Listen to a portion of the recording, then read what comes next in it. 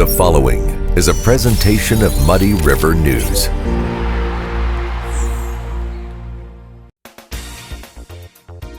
Coming up on Muddy River Gems, brought to you by Dot Foods, a tour of the St. Francis of Assisi Church in Springfield that you will never forget. Father, have you gotten used to this beauty yet, or do you still come in here and sort of, are you all inspired? Yes, that's in fact the exact words I was going to use. It's still awe-inspiring when I walk through these doors into this beautiful church.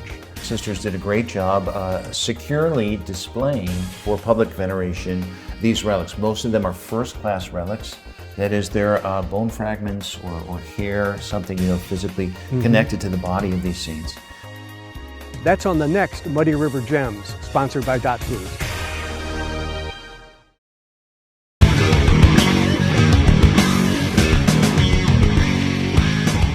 Hey everybody, welcome to the Daily Muddy. I'm Ashley Conrad, and joining me today, I have the pleasure of speaking to Mr. Clif Weisinger. How are you? I'm doing fine, actually. Great. Yeah, thank you for joining us. Good to be here. I know, so you said kind of off camera, I'm just going to spill the beans here. You were like, you're a little nervous because you want to do a good job representing the club, which I think is very outstanding. And I have no doubt in my mind that you are going to knock this out of the park because, it's an outstanding club, first of all, with a great mission. And the events that you have coming up are very, very interesting. So I'm excited to talk to you today about them.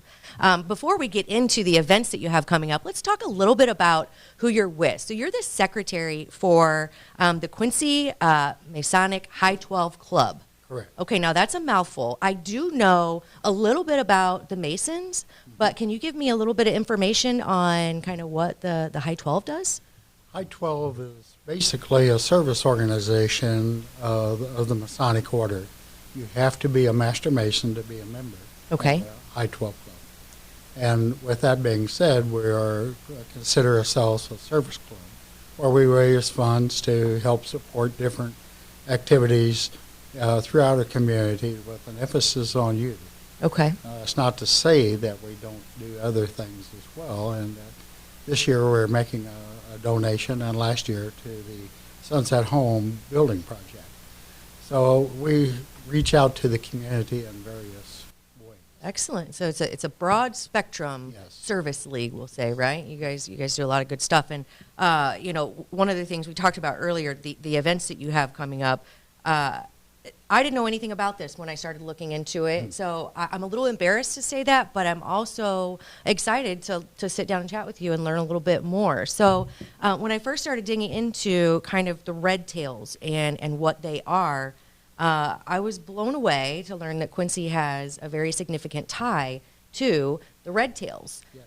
Now, before we get into who that tie is, tell me a little bit about the red tails, kind of who they are and why they're so special. The Red Tails was a black squadron of fighters, pilots that were organized in the 1942-43 area, and of black pilots. Back then, black people and women didn't know how to fly. Right. They weren't smart enough to fly. So they say. Thought. Yeah, right. That was public perception, sure. And so they did start this black squadron, and everybody was far and above proven wrong with the Tuskegee Airmen. Right. They went into battle, and they flew, I think, 173 missions, and only lost bombers on 7 missions out of those 173. Over 311 or 12 missions throughout the war, they lost a total of 27, I believe. Yeah, and this is World War II. Yes. Yeah. And that's far below any other squadron. Right. I think the next, as an average, like 46 was lost on most missions. Crazy. Bombers on So that's kind of where the red tail nickname came from, right? Yeah. Like their emphasis on how safe they were, right? The P-51 Mustang, which was kind of the state-of-the-art fighter at that time, had the tails painted red, and that signified that it was the black Tuskegee Airmen escorting. Kind of an interesting note that most pilots wanted to have the Tuskegee Airmen to be their escort because of their record. I would too. And Most definitely, yeah. very definitely. Right. And most of those pilots didn't know that the Tuskegee Airmen was a black squadron. They were primarily, African American, which is, again, public perception was, well, women and African Americans, well, they're not really a part of it. So, That's right. yeah, how awesome for them to get in there and prove everybody wrong, and then be the sought after escort into these, dangerous flight areas, right? Yeah, crazy. So, one event that you have coming up, of course, is open to the public. Which is the CAF, which stands for the Commemorative Air Force Red Tail Squadron, right? It's a traveling exhibit, which the P-51C Mustang, which you referred to, is going to be on exhibit for the public, the general public, to come and see, right? Yes. Okay. We're starting out, actually, the plane is already in a hangar out at Quincy Regional Airport. Oh, cool. That came in yesterday afternoon. Yeah. The trailer is on its way down to Quincy and should be in around 5 o'clock this evening. Okay. And they're going to be setting up. It takes about 4 hours to set up the display, so they'll be setting up tomorrow morning. Okay. On Wednesday, we're going to have the IELTS students come out and throughout the day, probably up until about 1 o'clock, Right. 1:30. Then they will be dismissed for the day, and we're then going to open up to our sponsors. Without their help, this wouldn't have happened. Sure. And also to our club members and their families. On Thursday, we're going to finish up with the IELTS students, have the Freedom School students come, and also veterans from the Illinois Veterans Home. Excellent. And then again for club members and our sponsors' families for Right. the rest of the day. Then on Friday and Saturday, we're going to open it to the general public, starting at 9 o'clock in the morning, going up till 4:30 in the afternoon. And this will be a free will offering. Yeah. Because we don't want to exclude anybody that this might not fit within their budget Sure. to come and see it. It's part of history. Everybody needs to see it. Absolutely. We will accommodate, the display will be with a 53-foot trailer that is expandable both ways. Okay. It'll seat up to about 40 people, has a 160-degree screen, Wow. and they will show a 15-minute video on the Tuskegee Airmen and also a 15-minute video on the WASP, Okay. which is Women's Air Force Service Pilots, and the adversities that both organizations had to overcome. Right. That being said, on Friday and Saturday, we have 1,000 people, we may not get everybody accommodated Right. to see all the film. Right. But But they don't have to register anything on no, Friday or Saturday. no, Okay. No, just come and free will offering to get in the game. Okay, and that is on the weekend when it's open to the general public. It is at the Quincy Regional Airport, right? Yes, it is. And let's backtrack a little bit because we did talk about IELTS and kind of the special connection. So one of the things I didn't know, and Mr. Adam, we were talking about. So George IELTS, who is the namesake of our local elementary school, Yes. was a Tuskegee Airman. He was. And a very decorated one at that. I'll let you say a little bit about kind of who he was, but this is one of the things I was like, well, how cool is that? Colonel Isles was born and raised in Quincy, attended Lincoln School, and also Quincy High School, where he played football. And then he went on to Quincy College, was a good student there, and was involved in athletics. And after graduation, he became a pilot. And he is Quincy's first black pilot. From there, he applied to the Air Force to fly in there and was rejected the first time, and applied again and got in, and was assigned to the Tuskegee Airmen.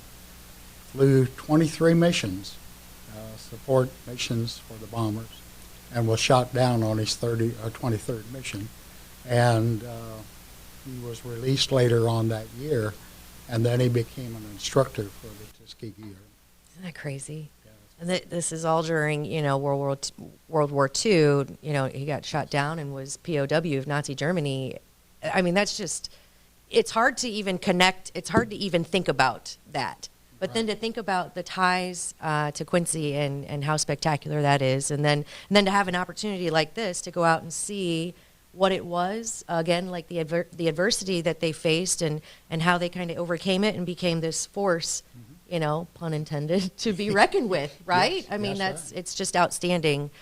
So a great opportunity for people to get out and learn, and free at that. And I do want to emphasize that it is free because they, you know, the Masonic Club doesn't want to exclude anyone, but also it is free will donation because they do rely on you know, some proceeds to help carry out these events that they bring to the public, and especially in Quincy, right? That's right. Absolutely. Without those funds, we couldn't do it. Yeah. Without our sponsors, again, we wouldn't be able to do this. Right. Yeah. So we want to give them a hearty shout out too. So thank you to all the sponsors who helped pull this off. This is very, very cool. So that is again October 4th and 5th. It's going to be at Isles School and the Illinois Vets Home for kind of some private showings to people who have a little closer connection to it, and then open to the public October 6th and 7th out at the Quincy Regional Airport. So there you go. You don't want to miss it, right? Oh, come out. We'll be more than happy to have you Yes. and see a part of history. And, Absolutely. And as Pastor Orville Jones has said, if we forget history, we are destined to repeat it. Absolutely. And Absolutely. we don't want to do that. No, we don't. I agree. Well, Mr. Weisinger, it was so nice to meet you. Good luck this weekend, and thank you for all that you're doing. The Liquor Booth is your home for a huge selection of beer, wine, and spirits. The Liquor Booth has 2 locations in Quincy, 3520 Broadway and 1500 North 12th Street. The Liquor Booth, where it's always happy hour. It's time for a home makeover, and Harvey's Furniture can help. Shop local. Shop with us for home furniture that complements your style. Find furniture for the family room, bedroom, dining room, or home office. Harvey's Furniture. Our home, your home. Instant Replay is your local sports bar. With 18 big screen TVs, we have all the sports packages from college games to pro games. We offer daily drink specials, and come check out the Bullpen, our newly renovated beer garden. Instant Replay, 2739 Chestnut in Quincy. Welcome to the Abbey, a Quincy tradition. With 6 big screens, a new larger kitchen, and now more seating capacity, the Abbey is the place to be before, during, and after the big game. Come enjoy fan favorite appetizers, steaks, burgers, and a variety of daily food and drink specials. Can't join us? Carryout is available too. Now with a convenient drive-up window to better serve you. 1736 Spring in Quincy. Opens at 3 p.m. Tuesday through Sunday. Come join all your friends at the Abbey, a Quincy tradition. Are you looking for the perfect venue for your next special event? Check out Utopia Event Center. Utopia has a large banquet room and an awesome bar area, perfect for anything from birthday parties to formal corporate meetings. It also offers a photo booth, stage for a DJ or a live band, and a fully stocked bar, all for only $300. Check us out at utopiaeventcenter.com or call Barn at 217-430-6559 for more information. Utopia Event Center, 900 North 12th Street in Quincy. Kelly's has been a fun place to eat and drink in Quincy since 1982. A fun and friendly atmosphere, food with flavor, homemade cinnamon rolls, and famous cheese soup, the best menu in town. Kelly's, 2902 Broadway, Quincy.